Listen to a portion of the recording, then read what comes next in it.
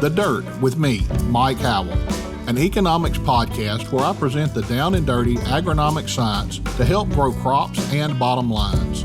Inspired by economics.com, farming's go-to informational resource, I'm here to break down the latest crop nutrition research, news, and issues, helping farmers make better business decisions through actionable insights. Let's dig in. Well, hello again, everyone. Welcome back to The Dirt. We've got Dr. Alan Blaylock, Senior Agronomist with Nutrien. Alan, glad you could join us again. Thanks, Mike. It's good to be back with you. Now, Alan, it's the middle of August. I don't know about it where you are today, but it is hot at my house. We have been over 100 degrees for the last 3 or 4 days. That trend is supposed to continue through the next 3 or 4 days, and no chance of rain in the 10-day forecast. My pastures have turned brown.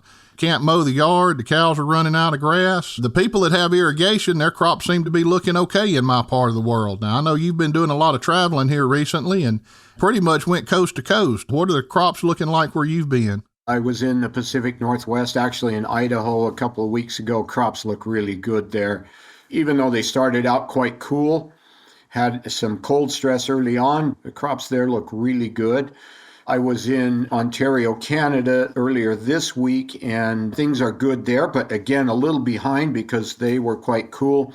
Very dry early, but they've had some good rains recently, and things have shaped up quite well. I was also in Pennsylvania here last week, and I thought crops looked quite good there. They, again, had some dry early conditions, but have had good regular rains, and the corn I saw was looking really good. So I know it's not as good in a lot of other parts of the country. Parts of the Midwest have been suffering with drought. We're going to look at some of those crops here in the next few weeks. I'll be out looking at some research plots. Maybe I can give you an update on that after I make those visits. But it's very inconsistent across the country. Some areas have really good crops this year, and some areas have very poor crops, and there's a lot in between. And I think everybody's concerned about where things are going to end up this growing season, and everybody's watching the weather, they're watching the heat stress, they're watching the drought. And where I'm at today on the East Coast, it's really kind of overcast and not especially hot. And in my home area there in Front Range of Colorado in the Denver area, we have had such a pleasant spring and summer this year. In the more than 25 years I've lived there, I don't think I've ever seen Colorado as green as it is this summer. We've had abundant and regular rainfall, and we haven't had to water our lawns very often. The weather has just been about as perfect as it could be in terms of comfort and all of that for Colorado. And it's been a little cooler than normal. I like to grow a garden, and some of those things have not progressed very well because it's been quite cool, and some of the things I like to grow need a little bit of heat. But overall, it's been a really pleasant summer in Colorado. Sounds like I may need to come visit, Alan. This heat's about to get to me down here.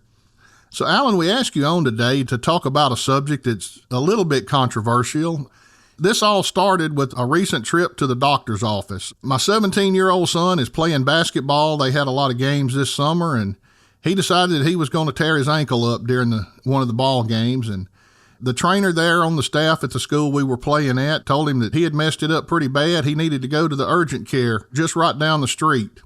She said that she worked there, and there was a doctor there that would take care of him. And when we get in and get to talking to the doctor, come to find out we were actually playing against his son when my son got hurt, and one of the people on his staff was actually there. Now, I've heard about the tire dealer throwing nails out in the road, but that seemed a little strange to me. But anyway, he was a really good doctor. He took care of my son, and he's back on his feet and playing ball again. But after he got through with his examination, he started talking to me and asked what I did, and we started talking a little bit, and he said, I'm kind of a believer in regenerative agriculture and soil health. He said, I grow a garden, and we talked about that a little bit, and it got me thinking, maybe that's something we need to talk about on the podcast, because when we talk about regenerative agriculture, it means something different to different people, and somebody with a home garden may be able to implement a lot more things than somebody that's growing 20,000 acres of corn in the Midwest. So, Alan, if you would, let's jump in and start talking a little about regenerative agriculture.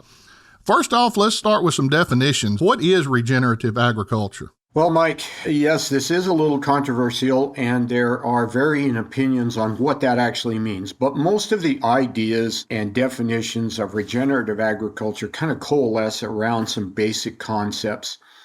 The idea behind this is to do things that actually build and improve soil rather than cause the soil to decline or deteriorate.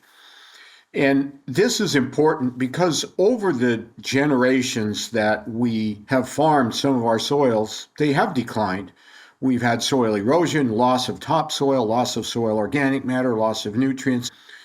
And that contributes to a decline in productivity if we don't do something to improve that soil and replace what's lost. So the idea behind regenerative agriculture is to do just that. Let's implement practices that regenerate that soil. So those ideas, those generations usually kind of come together around, as I've studied this and attempted to kind of bring some sense to it in my own mind, and maybe for others as well, is to pull all those ideas together. So those 5 main concepts generally center around limiting, or even better, eliminating the soil disturbance. Let's not till the soil. Let's not turn it over. Let's not remove that soil organic matter and bury it in the ground. Let's leave those crop residues where they are. Protect the soil. That protects against erosion, helps with water infiltration into the soils. There are some benefits to leaving the crop residues on the surface and not disturbing the soil. Disturbing the soil also disturbs those soil microorganisms, and that's particularly important for the fungi. That class of organisms is eliminating that disturbance helps them flourish better. Secondly is maintaining soil cover, and especially maintaining living roots in that soil for as much of the year as we can. And obviously in some parts of the world and in the country, we can't have a living crop there during the winter. It doesn't survive. But the idea is to maintain living roots for as long as we can. Living roots add organic matter to the soil. Living roots encourage soil microorganisms. Those roots are secreting chemical compounds into the soil that feed those organisms. And so those living roots provide great benefits to the soil. The idea of keeping the soil covered and protecting it, but having something alive growing in those soils as much as we can.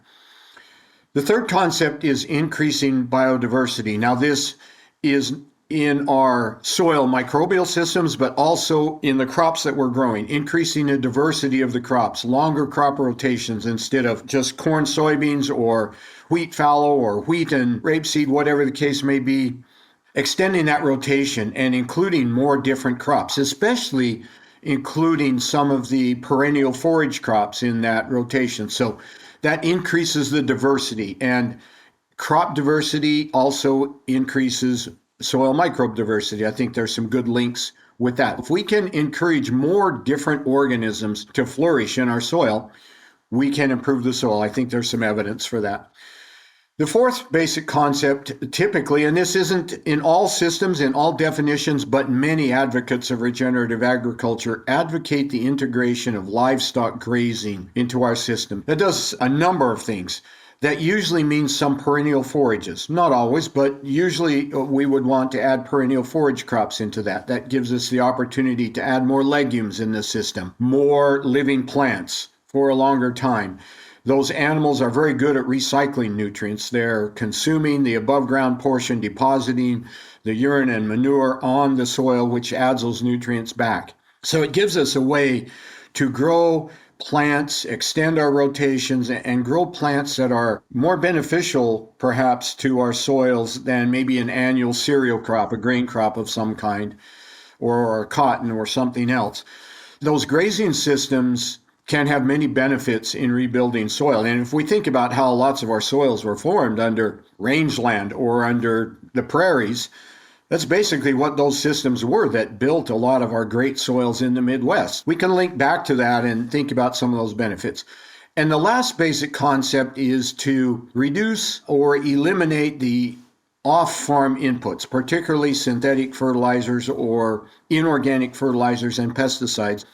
The idea being, and most of the proponents of these systems view those additions, those, I'll use the term chemical inputs, even the natural inputs are chemicals, but to reduce the amount of manufactured inorganic fertilizers and pesticides into the system, because those may be counter to the idea of increasing soil microbial activities. There comes with some issues, right? Because we need to grow healthy crops. We need to do something to control our pests that would damage those crops and reduce productivity. So we have to think about, instead of off-farm inputs, those manufactured inputs, what inputs from on-farm are we going to use? And this is where some of our longer rotations can help us perhaps reduce pest pressures.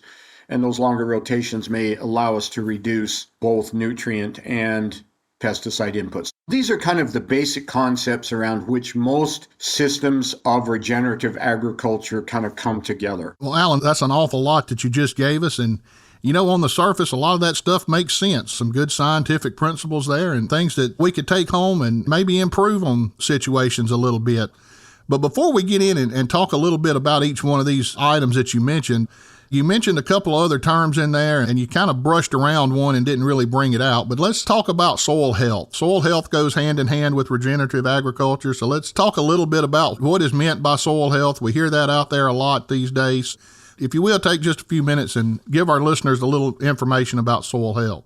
Yeah, soil health is a term that's thrown around, and like the term regenerative agriculture, the term soil health has varied definitions and different concepts for different people. But generally, the way it's defined is an expression of the suitability of that soil for its intended purpose. And I'm really shortening that definition for simplicity. But if we think about the purpose of that soil, our purposes in agriculture are generally, we see that soil's purpose as the medium in which we're producing food and fiber and feed and even fuel. We see it as a plant growth medium.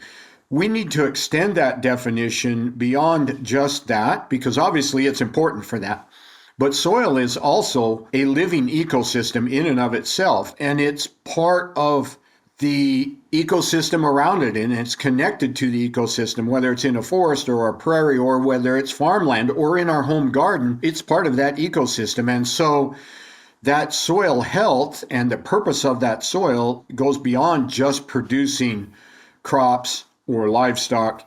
That soil also serves a purpose in the ecosystem and the health of the entire ecosystem around it. If we look at soil health, describe soil health as the suitability for fulfilling that, the soil's suitability for meeting that purpose or meeting that objective, and think about it as an ecosystem, we broaden our definition of what soil health means to us. It also means we want to maintain the health of that soil ecosystem. Alan, traveling around the country like we both do, it's not hard to find some soils that are high in organic matter, have a lot of biodiversity in them, have a lot of microorganisms in them, and just don't produce like other areas. Here where I'm at, we have basically no organic matter. There's not nearly as many microorganisms in the soil, and we can grow really good crops. Is a healthy soil necessarily the same depending on where you're at? No, not necessarily. And like you, Mike, I have spent much of my life in an area where soils are very low in organic matter. I grew up in the West, and I've spent a lot of time in my career in the Western U.S., and we have soils that many of which are almost devoid of soil organic matter in their natural state. But yet, some of those irrigated Western valleys are some of our most productive soils, and we can grow some fantastic crops in those soils. But they need more inputs to do so. And so there again is a connection to that soil health. We can maintain a healthy soil, and many people think that that means having lots of soil organic matter. Indeed, soils rich in organic matter tend to be good quality soils and have a lot of favorable properties. But in cases where the natural environment doesn't support high levels of soil organic matter, we can still do things to improve the soil. There are things we can do to, for example, replace nutrients that are not there, add nutrients that are not there naturally in some of these soils. There are things we can do with management to improve the soil. And we can indeed, in these low organic matter soils, add organic material. Just growing good crops adds organic material to those soils and, in my opinion, improves those soils that maybe in their natural state maybe not as good as they are today after being farmed for many years.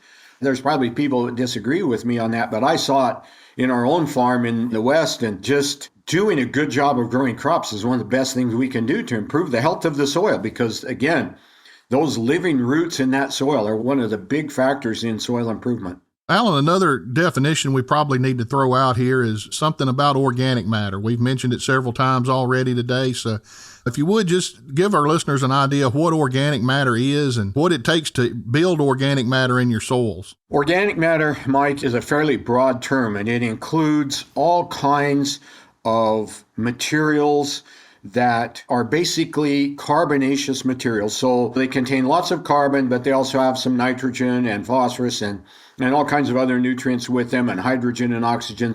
When we use the term organic matter, we're using that term to refer to the residual organic materials in the soil that may have been there for thousands of years. It also includes crop residues that are maybe in some various stages of decomposition. It includes the dead plants and animals from previous times, because those organisms are continually growing, dying, and being replaced and repopulating. And so those dead organisms are part of that soil organic matter. There are many different forms of organic materials in the soil. Another term we sometimes refer to that's maybe a little more specific is soil organic carbon.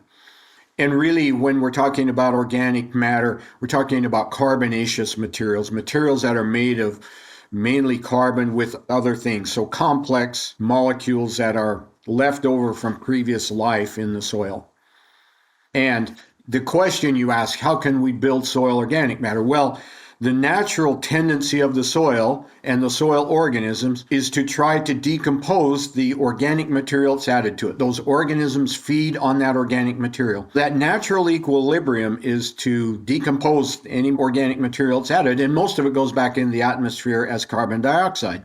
Some of it may persist in the soil for many, many years, and it becomes what we call humus, which is also part of that soil organic matter. In order to build soil organic matter, basically we have to add more than the soil ecosystem will decompose. So we either have to somehow slow the rate of decomposition, or we have to add more, but usually it requires both. And this is one of the ways in which reduced tillage can build soil organic matter. Is we leave it on the surface, it decomposes more slowly than if we till it up and break it down and put it into the soil, where it decomposes more quickly. So again, growing cover crops, reducing tillage, leaving the residue on the surface is one way in which we can sometimes build soil organic matter. It's very difficult to build soil organic matter above what that ecosystem will support, but by changing the processes of the ecosystem, we can build soil organic matter in many cases. And Alan, there's just some places it doesn't matter what you do, you're not going to build that soil organic matter. I've got some fields that I can take you to here in the southeast that have been no-till for 40 or 50 years at least, and you look at the organic matter, it's still less than 1%. The temperature and humidity has a lot to do with how that organic matter is broken down. And when we get out into the desert Southwest, it's really hard to build any soil organic matter there. All soils are not created equal, and it's really hard to build organic matter, especially when you're looking at temperatures like we have in some parts of the country. We're just not able to build that soil organic matter. That's correct, Mike. Again, each different ecosystem has certain constraints. And these specific environments you named, at those high temperatures, that organic matter decomposition proceeds very quickly. And the other thing that you didn't mention that's related to that is these areas that don't really have a winter where soil freezes up and the organisms shut down, you have organic matter decomposition going on virtually all year long. And so those kinds of ecosystems, it's really tough to change that balance. Now, if we go north and say we go into the Canadian prairies, boy, there's some wonderful soils in those prairies. And the reason that those soils are so rich is they have an environment where organic matter decomposition is slower than it is where you live, or the desert Southwest, as you mentioned. In those prairie environments where they have a good long winter and the soil is cooler, but yet they have an environment in which plants can grow and grow well, then we can do a better job of accumulating that soil organic matter. And the soils that exist there are evidence of that occurring over thousands of years. That balance favored the accumulation of soil organic matter.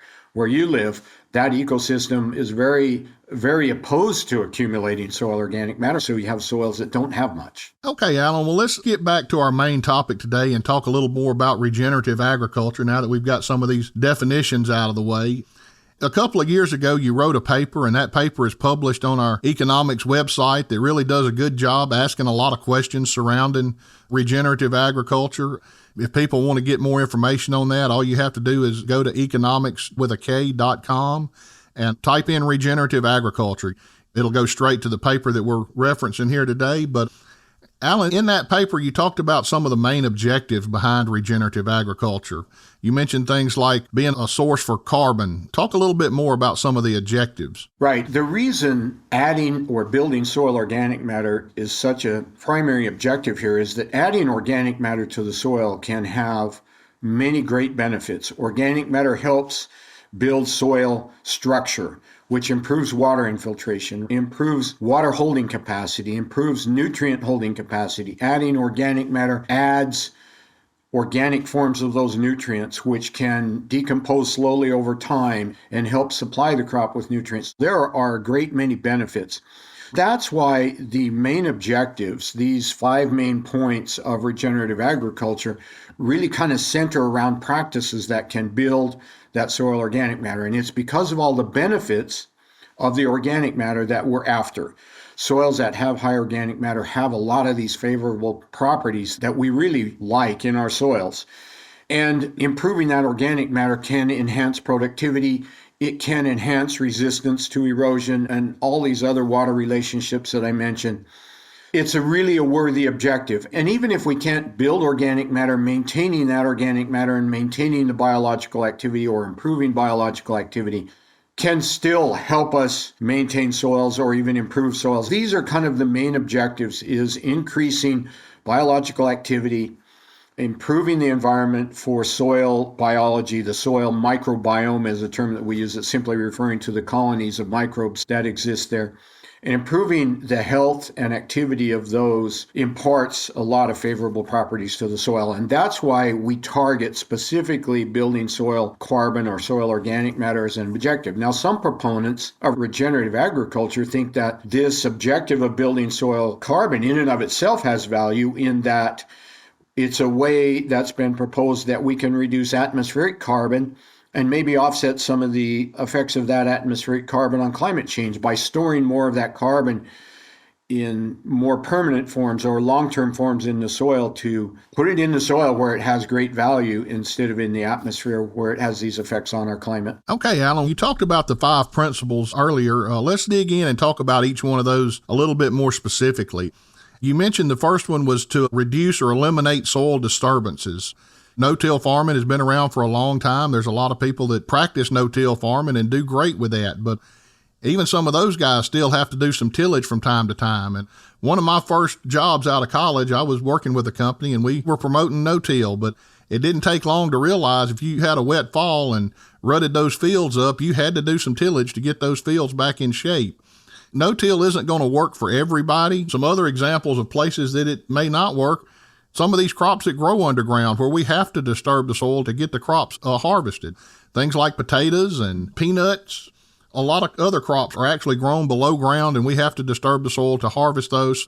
Where will no-till farming work, and where is it more of a challenge, and how can people make that shift if that's what they choose to do? Well, no-till farming is obviously well suited to our cash grain crop rotations, and we've really learned how to grow wheat and corn and soybeans without tillage, and we have great equipment that allows us to do a good job planting into a standing crop residue. That's a system where it is well established and has been used, as you say, for a long time, and we've seen benefits from that.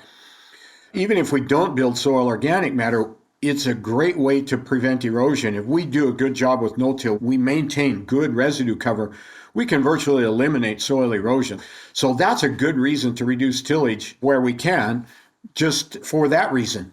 Now, some of the places where it's a little harder to adopt are cold, wet soils. When the soil is covered with residue, it doesn't warm up very fast in the spring. It doesn't dry out very fast.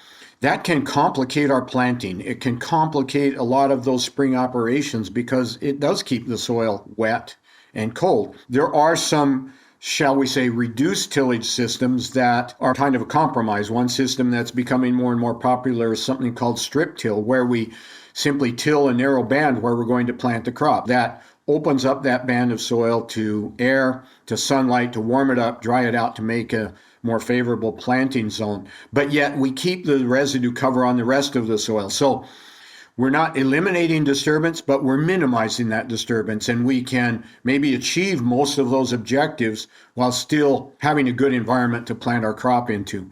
You mentioned crops where there has to be soil disturbance.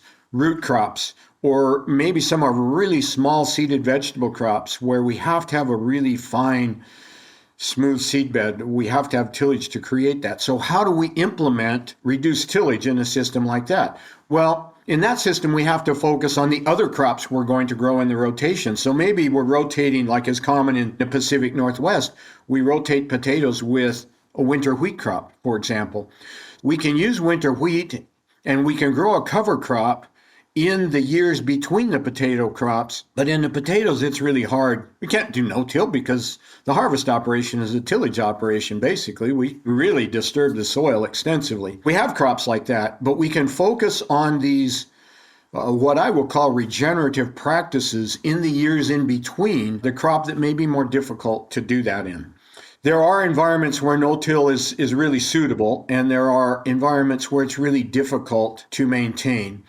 And one point we really need to make, Mike, and since I'm kind of going that direction, I'll interject that here, is that these practices and different advocates for regenerative agriculture will tell you different things. In my opinion, these practices are very site-specific. Some advocate that we have to apply the entire system. We have to apply all of these practices together to make it work.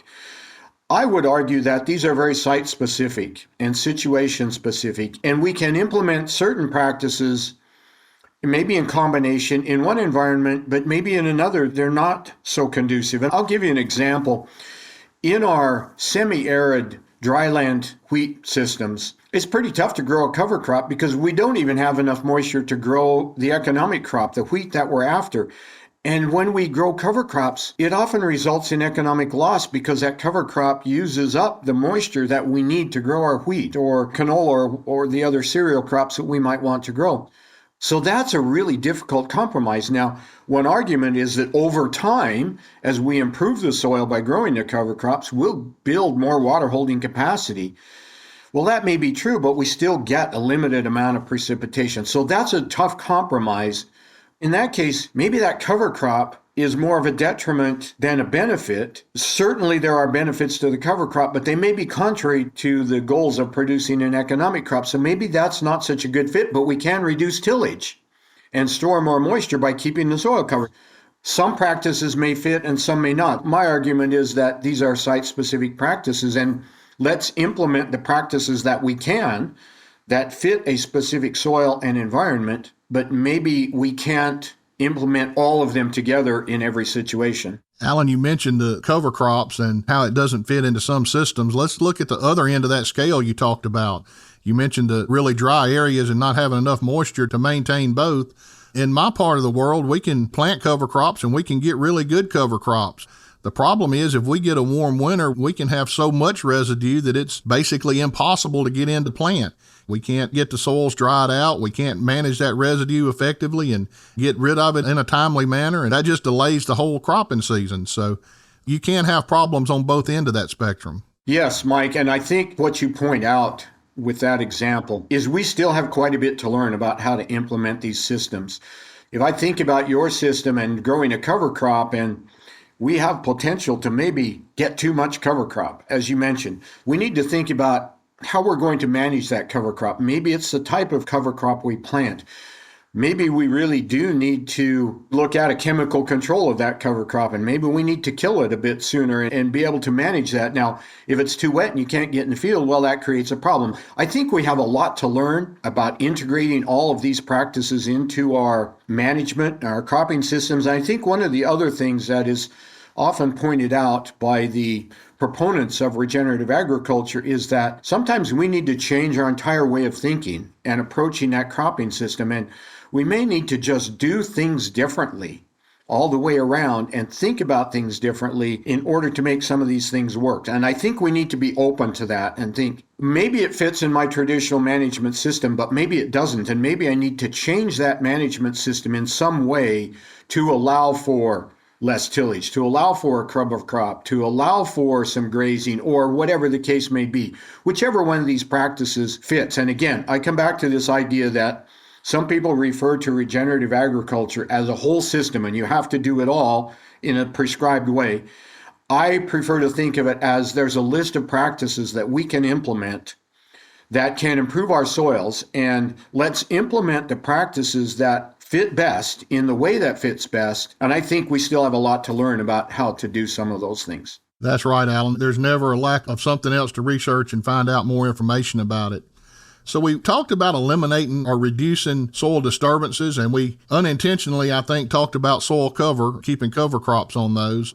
Let's go to the third point you mentioned, Alan, and in increasing biodiversity. And you mentioned that it's not just biodiversity of crops, it's biodiversity of the organisms that are living there. Can you expound on that a little bit more? Yeah, Mike, the soil is a really interesting ecosystem, and there are thousands of organisms in the soil, and they say a teaspoon of soil contains more living organisms than the entire human population of the earth.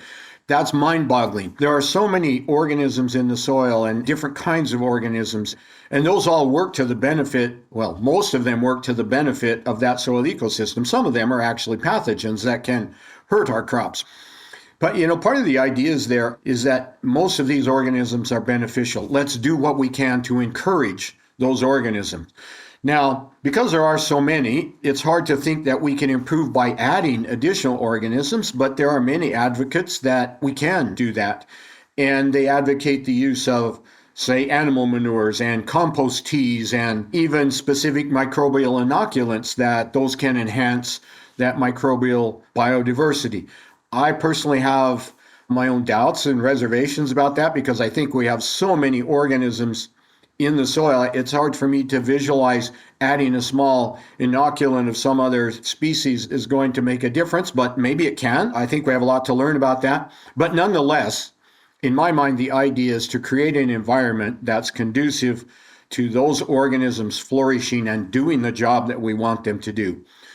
Growing healthy crops, having good active roots, adding as much biomass as we can to feed those organisms, that tends to encourage more of those organisms, more in numbers and more in variety. It comes back to work with some of these other concepts we've talked about, like growing cover crops.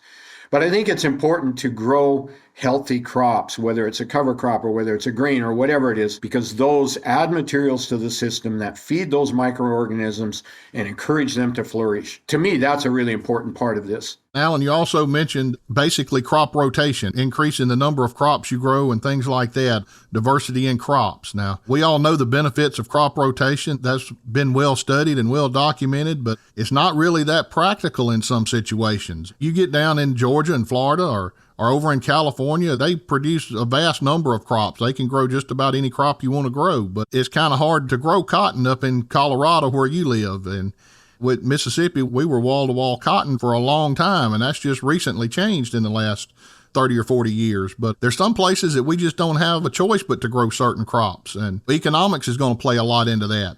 What can we do to generate the income we've got to have to keep farming? Well, I think that is a big concern. Let's say we're going to switch to a forage grazing system where we're going to integrate more perennial forages into our system.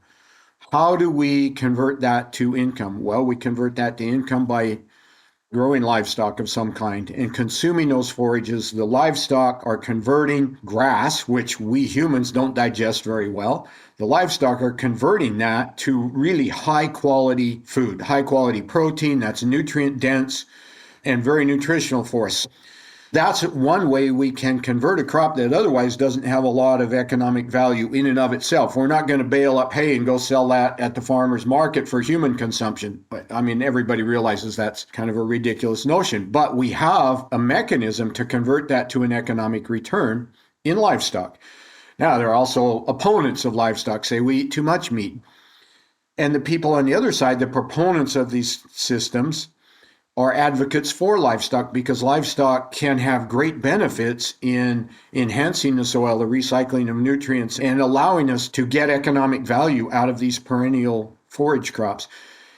It also allows us to add more perennial legumes into that system, and they're the best nitrogen fixers. They really can add a lot of nitrogen to the system, and that can reduce our fertilizer nitrogen requirements. So I'm moving into one of these other topics. I'm bringing the biodiversity and the livestock grazing kind of together because they do kind of go together. They're part of enhancing that biodiversity, extending that crop rotation out. And let me give you another example. There was some research done in Colorado previously back in the 80s and 90s.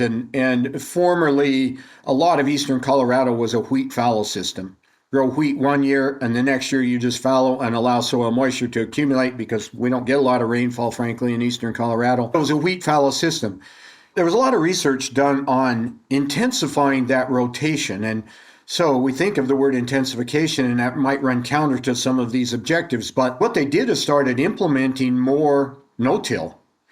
And by switching to no-till, keeping that soil covered, again, integrating these different concepts, these different practices together, by switching to more no-till, they conserved more moisture, and it allowed them to add maybe another year of grain crop. Instead of wheat, fallow, maybe it's wheat, sorghum, fallow, or wheat, corn, fallow, or maybe even 3 successive years if you got enough rainfall. But by protecting that soil and allowing it to store more soil moisture, they increased the intensification, which meant more diversity in a cropping system. Instead of just wheat every other year, now they're able to integrate some additional crops into that. I think about some of the other areas of the northern plains where we may be growing, where maybe historically it's been wheat fallow, but they can incorporate maybe peas or lentils some years. Now, there's a limited market for peas and lentils, right? If everybody grows peas, then they're worthless. But there's a certain market for that. If that's economical, integrate those into your crop rotation to both enhance your economics, to enhance the diversity, extend that rotation out. But that also has benefits in terms of pest pressure and weed control. If we have more diverse crops, if we're growing wheat every year, we're going to have those wheat pests all the time. If we interrupt that with a different type of crop, a canola or a legume crop, we can break some of those pest cycles and reduce our reliance on some of these pesticides. There are great benefits to extending that crop rotation where we can do so economically, but there are economic constraints to that. Finding new markets for crops that maybe don't have as much value.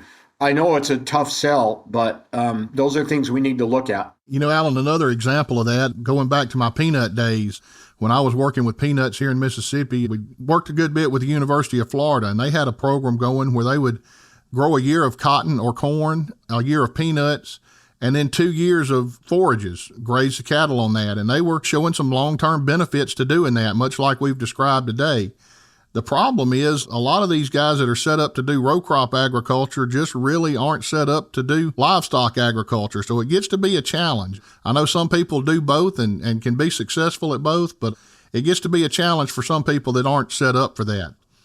It can work. You just have to figure out how to make it work sometimes. Yeah, I think you're right. It takes some different thinking maybe and adjustments in how you approach things, because integrating livestock into a row cropping system is different because they can be at odds with each other, and your time constraints, your time demands and equipment and the diversity, the level of management just goes up exponentially to try to integrate those.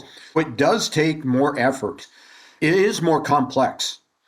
There can be advantages to doing that where you can make it work. It can be worth that extra effort. Alan, let's jump into the last factor that you talked about, where they're looking at reducing or eliminating synthetic fertilizers and pesticide inputs. Talk a little bit more about that one. Yeah, this is one that I struggle with in my own mind, particularly in relation to nutrients, and I'll get into that. We've talked a little bit about how extending your crop rotation, increasing diversity, can reduce your reliance on pesticides by disrupting weed and pest cycles. So that's pretty clear, and that's been studied a lot over the decades, and we know that's been proven. Some of these advocates say we can eliminate the use of those pesticides. I'm not sure we can get there completely, but maybe there are alternatives. For example, some of these cover crops may serve as certain trap crops, is a term that we sometimes use. And when I was at University of Wyoming, we were doing some research. Some of my colleagues there were doing some research on trap crops to trap the nematodes and focusing on particular species, some radishes and mustards that the nematodes would infect, but then that crop plant, that host plant, would basically prevent them from reproducing. By using this trap crop between your sugar beet crops, you could reduce the pest populations. And that can also serve as a cover crop. Again, we're integrating different practices, and by doing some of these things, we probably can reduce our reliance on pesticides. Can we eliminate them completely? I don't know. I think that remains to be proven.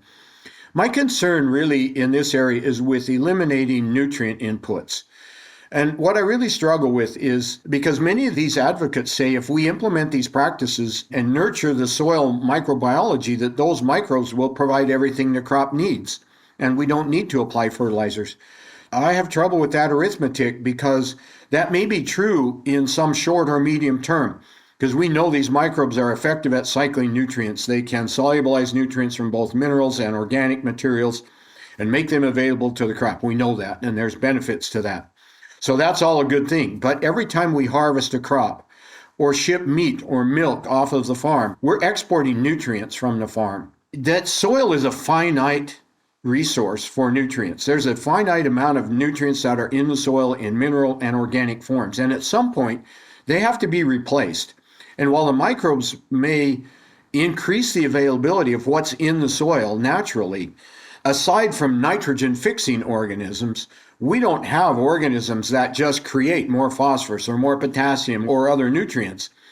We don't have microbes that will add those to the soil. We have microbes that can increase their availability in soil, but they don't create more. At some point, the export of all those nutrients off the land in terms of crops and livestock products is going to deplete those nutrients.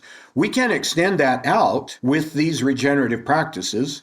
We can extend the time the soil can supply those nutrients, but my concern is that advocating that we completely eliminate nutrient applications in the interest of these regenerative systems, I think, to me, laws of mass balance would tell me that that soil eventually will become depleted and become non-productive. And then that defeats the purpose of the regenerative approach.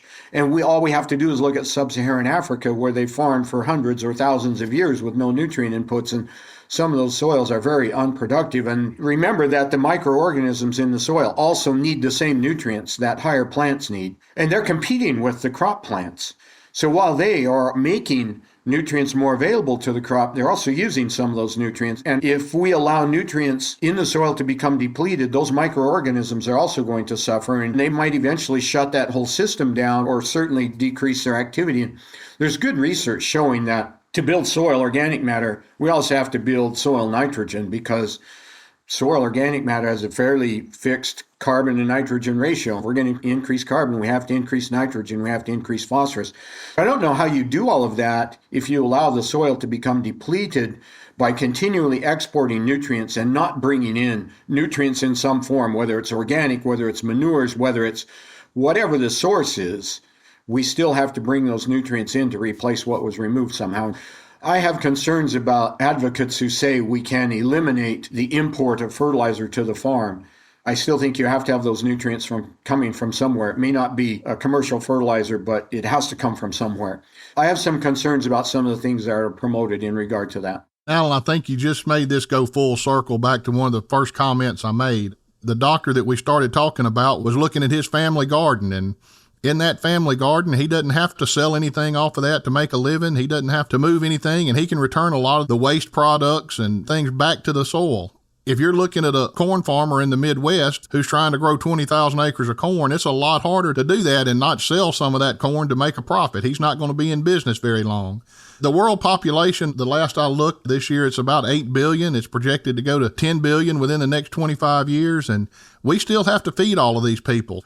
If we're not going to be as efficient as we can on the land that we're able to farm, there's no way we're going to be able to keep feeding this growing population. The amount of farming of arable land that we have to farm isn't getting any bigger.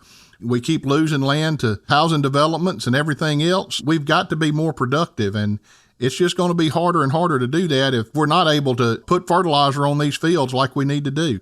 I think you just brought it full circle with your last comments. Yeah, Mike, I think there was some great work at University of Nebraska that went on for quite a long period of time. And the term they used in that research was ecological intensification. And what they were demonstrating is that in our really good soils, we need to be producing as much as we can. And we can do it in a sustainable way by intensifying the management, intensifying what we're doing on those soils and doing a better job. But that still meant they had to apply nutrients. But by doing that, they could do it while reducing the loss of carbon from the soil, reducing the loss of nutrients through runoff or nitrogen loss by leaching, by reducing these different nutrient loss mechanisms. And by intensifying the productivity of that system, they were able to maintain or improve soil quality while still producing very high yields. And I think maybe that's one of the ways we need to think about this is we have these practices that we call regenerative practices. And again, I like to think of it that way and implementing these practices where we can. And I think we can do more. We can do better with our soils and improve our soils. But by doing that, we can, if we do this right, if we manage it right, we can maintain or increase productivity on these soils. And I think you're right. We can't be satisfied with just producing the same yields. We can't feed the world with the same yields we have today as the population increases. We have to improve the soil while also improving the productivity. Now, I would argue those go hand in hand. If we improve the soil, we should be able to improve our productivity by making that soil more resilient to drought conditions, more resistant to runoff and erosion, improving soil water holding capacity and infiltration, improving the ability for roots to grow through the soil. All of these things are related to these practices that we've talked about. So we can implement these practices, improve our soil, and improve our productivity. But I think we have a lot to learn. I think I said that a couple times already. I think we still have a lot to learn about how to integrate all these different things. And you referred earlier to the article we published on our economics website. And I posed a lot of questions in that article about what do we really know about this? There are a lot of claims made about these programs. What do we really know about all those claims? And you're kind of listing some of those claims. And what do we know? What does the research show? And I think there are still lots of questions. And I also provided a bunch of supplemental reading references that people can take a look at if they want to know more, because there's a lot of people who have written a lot about this. And I think there's some great articles I would commend to them in the reference list for that piece that we published on our economics website. Alan, we really appreciate you joining us today and going through regenerative agriculture. Just to kind of sum up everything we've talked about today, there's a lot of practices out there and they all may have some merit, but it may be hard for everybody to adopt all of these practices at one time. But I want to encourage everybody to kind of take a look at your own system and see what you can do to help become more sustainable in the future. There's always something that we can do better, and we need to focus on things that we can do in the short term to help improve everything. And Alan, as you mentioned, there's a lot more work that needs to be done on this. We have a lot of information posted on this subject on our website. That's nutrien-economics.com. I want to encourage our listeners to visit that site and find out more about this and any other topic that we've discussed. Now, listeners, as you know, it's time now that we move into our next segment where we talk about a famous person in agriculture. Today, we're going to talk about Hugh Hammond Benet. Now, Alan mentioned in his conversation earlier today several times about soil conservation or soil erosion. And Mr. Benet led the soil conservation movement in the United States back in the 1920s and 30s. He urged the nation to address the national menace of soil erosion. He created a new federal agency and served as its first chief, and that agency was the Soil Conservation Service, which is now referred to as the Natural Resource Conservation Service within the U.S. Department of Agriculture. Now, in some of Benet's speeches, he inspired action for soil conservation around the country, whether these were farm and field demonstrations or scholarly gatherings or in the House of Congress. At one of his speeches, a dust storm was actually moving from the Great Plains and moved over Washington, D.C. This was in the early spring of 1935 during the height of the Dust Bowl. Benet was actually testifying before a congressional committee on a bill that would create the Soil Conservation Service. He knew the storm was coming, and he used this to dramatically demonstrate the need for soil conservation. The resulting Soil Conservation Act of 1935 did create the Soil Conservation Service, and Benet served as its first chief until he retired in 1951. In 2000, Benet was named as a charter member and inductee into the USDA Hall of Heroes. And one of his famous quotes was, "Out of a long list of nature's gifts to man, none is perhaps so utterly essential to human life as the soil." Listeners, once again, we want to thank you for joining in today. We hope you've learned a little bit about regenerative agriculture and some other topics as well. I want to remind everyone once again to visit our website, leave us some comments on the website or in your podcast channel. Always looking for more information on ways that we can make this program better for you. Until next time, this has been Mike Howell with The Dirt.